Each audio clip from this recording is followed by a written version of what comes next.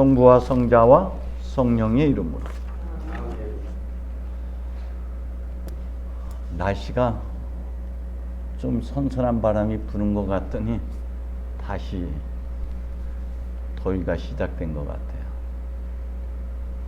이 더위 때문에 태풍이 우리나라를 강타하지 못한다고 들었는데, 태풍이 오면은 여러 가지 피해도 있지만 또 어부들에게는 태풍이 불어야지 바다가 숨을 쉴 수가 있고 고기들이 많이 생길 수 있다고 하는데, 참 빛과 어둠인 것 같아요. 어제 오전에 시금치 씨를 심고, 그리고 배추, 김장배추 해놓은 거 벌레가 하도 꼬여가지고 약을 줬더니 1시간 만에 비가 내려가지고 이거 다시 약을 줘야 되는 것 같아. 그러면서 참 빛과 어둠이 같이 있구나. 어제 그 비료도 같이 줬거든요. 그러니까 비료가 녹아내리려면 비가 와야 되는 거고, 약이 효과를 발휘하려면 비가 안 와야 되는 거고, 빛과 어둠이 같이 공존하는 것 같아요. 오늘 복음에서 주님께서는 누구든지 나에게 올 때 자기 부모나 처자나 형제 자매나 심지어 자기 자신마저 미워하지 않으면 내 제자가 될 수 없다. 그리고 자기 십자가를 지고 나를 따라오지 않으면 내 제자가 될 수 없다 라고 단호하게 말씀하십니다. 근데 이 말씀을 하시기 전에 주님께서 첫 번째 순환 예고를 하시고 나서, 나를 따르려는 사람은 누구든지 자기를 버리고 매일 제 십자가를 지고 따라야 한다고 말씀하신 바가 있습니다. 그런데 이것은 대상이 제자들에게 하신 말씀이라면, 오늘 복음은 동행하는 모든 군중들을 향해서 하신 말씀입니다. 이 말씀 가운데 주님은 망대를 쌓을 때, 그리고 싸우러 나가기 전에 먼저 곰곰이 생각해 봐야 되지 않느냐. 잘 계산하고 어떤 것이 옳은 길이고 어떤 것이 생명의 길이고 어떤 것이 죽음의 길인지 깊이 성찰해 보고 나서 선택하라는 말씀인 것이죠. 그런데 여기서 망대를 지으려면 자기에게 그만한 돈이 있는지 곰곰이 생각해 보지 않겠느냐라고 말씀하셨고요. 그리고 싸우러 나갈 때 2만 명을 거느리고 오는데 10,000명으로 과연 당해낼 수 있는지 앉아서 생각해 보지 않겠느냐.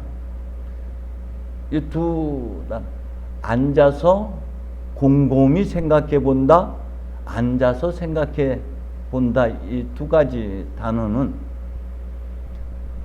성찰기도, 직관적 성찰, 깊은 침묵 속에서 성령의 기억과 성령의 조명을 통해서 하나님의 은총 안에서 무엇이 옳은지 그른지를 성찰하라는, 그래서 직관적 성찰이라는 의미입니다. 이것은 신명기 8장에서도 지난 40년을 돌이켜 생각해 보아라 라고 말씀하시면서, 먼저 하느님께서 어떻게 인도해 주셨는지 더듬어 생각해 보아라 라고 말씀하셨고, 마리아가 누가복음에서 천사의 말을 전해 듣고 그 인사말이 무슨 뜻일까 곰곰이 생각해 보았다 라는 단어와 그 맥을 같이 하는 것이죠.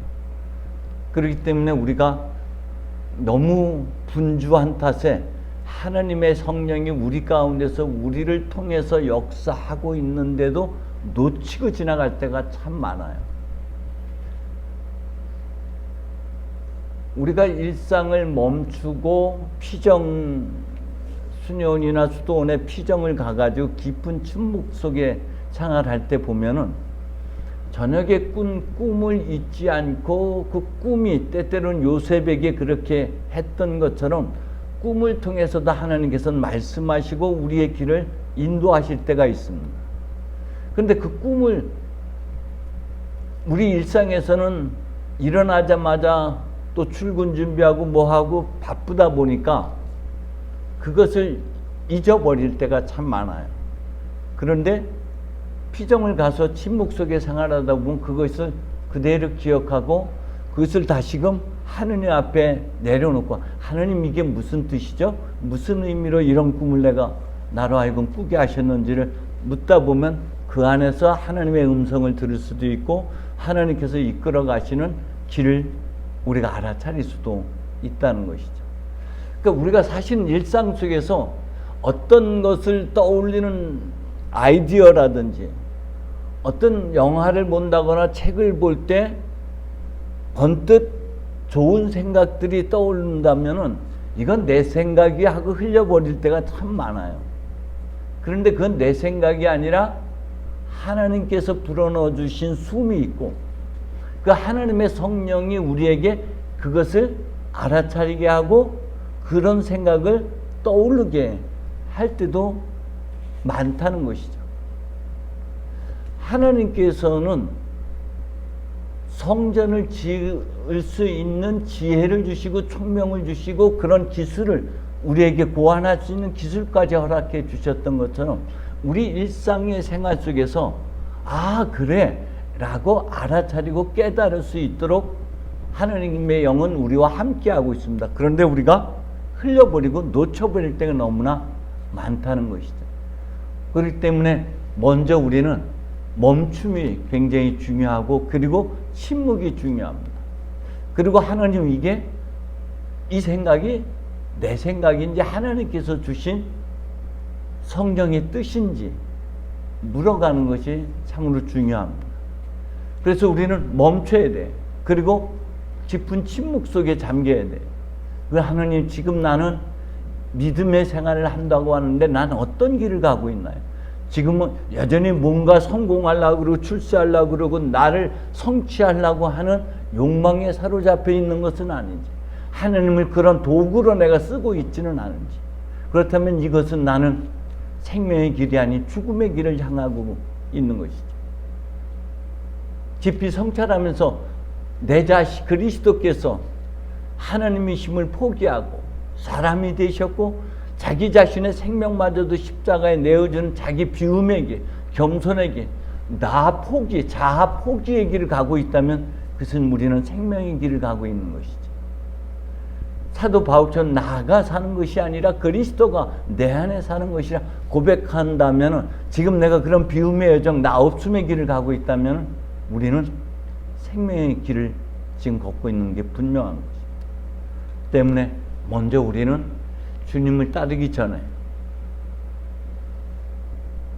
먼저 깊이 곰곰이 성찰해 봐야 한다는 것이죠. 무엇을 나는 지금 무엇에 묶여 있는지, 무엇의 영향력을 받고 있는지, 그리고 나는 어떤 십자가를 지금 지고 가고 있는지, 내가 버려야 할 것, 아직도 내려놓지 못하는 것은 무엇인지를 깊이 성찰해보고 그것이 내가 움켜잡고 있는 것이 죽음을 향한 길은 아닌지, 그 불행의 시작은 아닌지 깊이 성찰하라고 주님 말씀하고 있습니다.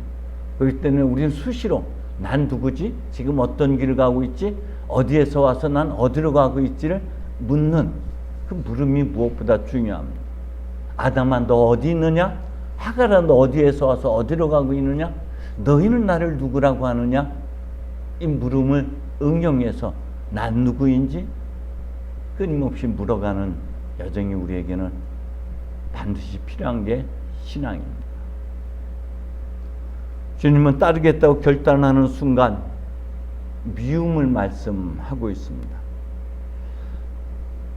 자기 부모나 형제 처자나 형제 자매나 심지어 자기 자신마저 미워하지 않으면 내 제자가 될 자격이 없다고 말씀하셨습니다. 여기서 미워한다는 것은 집착의 끈을 끊는다는 것이에요. 연연하지 않는다. 우선순위를 다른 곳으로 옮긴다라는 의미인 것이죠. 그렇기 때문에 우선순위가 부모 처자였었다면 이 우선순위를 어디로? 주님의 말씀에로, 생명의 길에로 옮기는 것이 미움의 길인 것이죠. 주님께서는 아브라함에게 그렇게 말씀하셨습니다. 내 고향과 친척과 아비의 집을 떠나 내가 장차 보여줄 땅으로 가거라. 그러면 내 이름이 남에게 복을 끼쳐주는 이름이 될 것이다. 남에게 복을 끼치는 이름이 되기 위해선 먼저 친척 고향과 친척과 아비의 집을 떠나, 무엇으로부터 떠남? 거짓 자아로부터 떠남, 나를 감싸고 있는 두꺼운 껍질로부터 깨고 떠나는 것이 중요함을 이야기합니다. 그것은 다른 표현으로 한다면은 무엇으로부터 영향력에서 벗어나서 독립된 존재, 주체적인 사람이 된다는 것을 말씀하고 있는 것이죠. 여전히 우리는 환경과 여러 가지 영향력 지배 아래 우리가 살아가고 있습니다. 그것으로부터 벗어나는 것이 부모로부터 떠나는 것이고 미워하는 것이라는 의미인 것이죠. 사도 바울은 그렇게 고백한 바가 있습니다. 나는 내가 해야겠다고 생각하는 선은 행하지 않고 해서는 안 되겠다고 생각하는 악을 행하고 있습니다.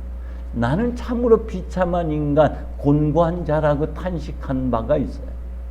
그것이 자기 자신을 미워하는 것을 의미하는 거겠죠. 나의 하나님의 성령의 인도를 따르지 못하고 내 안에 탐욕과 욕망에 붙들려 살아가고 있는 자신을 한탄하는 것, 자신을 탄식하는 것이 자기 자신마저 미워하는 것은 아닐까요?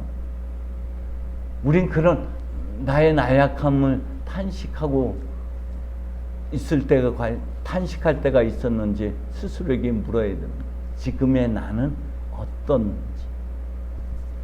주님은 그런 그들에게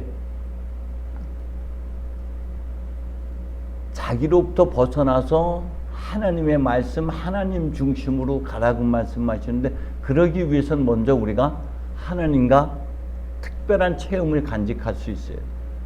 하나님과의 특별한 은총을 체험하지 않는다면 우리의 선택은 번번이 탐욕과 욕망에 기울 수밖에 없는 것이죠. 하나님과의 특별한 은총 아래 접했다면 사도 바울처럼 나는 이제 내가 사는 것이 아니라 내 안에 그리스도께서 사는 것이라 고백하면 내가 아닌 그리스도로 살아갈 수 있는 용기가 있는 것이죠. 주님은 그러고 나서 우리에게 그렇게 말씀하고 있습니다. 나를 따르려거든 누구든지 자기 십자가를 지고 따르라고 합니다. 자기가 져야 할 십자가, 남의 십자가를 얘기하는 게 아니에요. 자기의 십자가를 이야기하는 겁니다. 삶의 여정에서 우리는 때때로 여러 가지 불이익을 당할 때도 있고 여러 가지 시련과 고통과 고난 등을 경험할 때가 있습니다. 이것 또한 내가 져야 하는 십자가일 수가 있습니다. 또 한편으로는 환경과 사회적 지위, 건강, 때로는 어떤 인간 간의 관계 때문에 겪게 되는 고통도 있습니다. 이 또한 내가 져야 하는 십자가일 수가 있습니다. 그런데 사도 바울은 로마서를 통해서 우리에게 그렇게 말씀하고 있습니다. 십자가는 우리를 향한 하나님의 사랑이다. 그리고 우리가 다 할 수 없는 의무 중에 하나가 사랑이라고 사도 바울은 로마서를 통해서 전하고 있습니다. 우리를 위하여 하나님 당신 자신의 전부를 비워내신 십자가의 사랑, 하나님을 향한 우리의 사랑이 아니라 우리를 향한 하나님의 사랑이 얼마나 높고 깊고 심오한지를 우리가 깨달아 안다면은 주님께서 말씀하신 대로 내가 너희를 사랑한 것처럼 너희도 서로 사랑하라. 아마 사랑의 의무가, 사랑의 빛, 이것을 안고 가는 게 우리가 져야 하는 또 다른 십자가가 아닐까 싶습니다. 자기만의 십자가, 나만의 고유한 십자가가 어떤 것인지를 깊이 성찰해야만 우리가 주님 앞에 합당한 제자가 될 수 있습니다. 그리고 주님은 마지막으로 우리에게 그렇게 말씀하시죠. 자기가 가지고 있는 것을 모두 버려야만 된다라고 말씀하고 있습니다. 우리가 가지고 있는 것이 무엇입니까? 부자 청년은 재물에 사로잡혀서 영원한 생명을 놓쳤습니다. 룻의 아내는 과거를 돌아보다 소금 기둥이 되고 말았습니다. 우리는 무엇에 집착하고 있는지, 내가 움켜잡고 내가 내려놓지 못하는 것들은 지금 무엇인지 주님께서 우리에게 묻습니다. 내가 움켜잡고 있는 것을 내려놔. 그게 과거인지 오래된 습관인지 죄의 속성인지 그 어떤 것이든 그것마저도 내려놓지 않으면, 움켜잡고 있는 물질적인 것만이 아니라 정서적이고 정신적인 것까지도, 죄성까지도 포함되는 비움을 말씀하고 있습니다. 그것마저도 버리지 않으면, 그것마저도 내려놓지 않으면 내 제자가 될 수 없다고 말씀하고 있습니다. 자, 여러분 다시 한번 깊이 성찰해야 됩니다. 나를 향한 하나님의 사랑이 얼마나 큰 것인지, 이걸 깊이 성찰하지 않으면 변화라는 것은 있을 수가 없어요. 그런 변화를 그런 체험을 경험했기 때문에 오네시모가 쓸모없는 사람에서 쓸모있는 사람으로 변화가 된 것입니다. 우리도 깊이 성찰하지 않으면 지금 내가 생명의 길을 가고 있는지 죽음의 길을 가고 있는지 모를 때가 있습니다. 이번 한 주간도 나는 어떤 길을 지금 걸어왔는지, 앞으로 나는 어떤 길을 가고 있는지 깊이 성찰하는 그런 한 주간이 되기를 주님의 이름으로 축원드립니다. 성부와 성자와 성령의 이름으로.